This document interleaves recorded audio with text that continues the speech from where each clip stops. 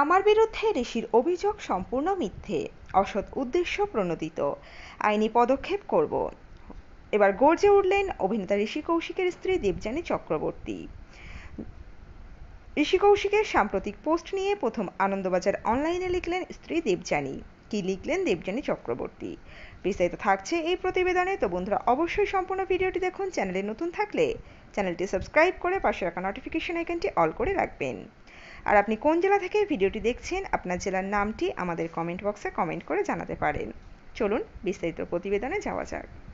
বিগত কয়েকদিন যাবৎ সমাজ মাধ্যমে আমার স্বামীর কিছু পোস্ট নিয়ে আমাকে বারবার অবাঞ্ছিত প্রশ্নের মুখোমুখি হতে হচ্ছে। পুরো বিষয়টি আমার কাছে অত্যন্ত কুরুচিকর, সম্মানহানিকর এবং আমি খুবই বিব্রত।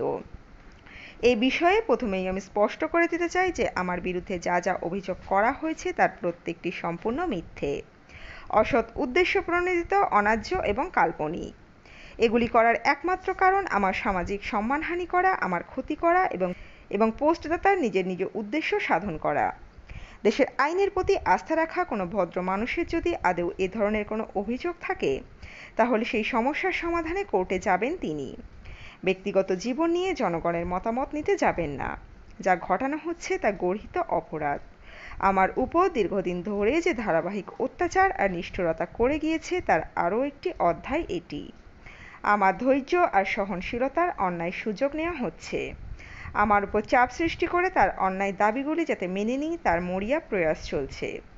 গোটা বিষয়টি নিয়ে আমি আইনি পরামর্শ নিচ্ছি। এ বিষয়ে বিশদে বলার অবস্থায় নেই আমি।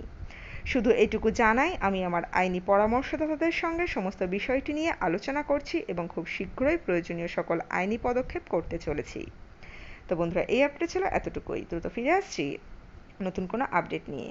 আপনারা আপনাদের মতামত অবশ্যই কমেন্ট বক্সে রাখবেন। অজানা গল্প চ্যানেলের সঙ্গে থাকার জন্য সকল দর্শক বন্ধুকে অসংখ্য ধন্যবাদ।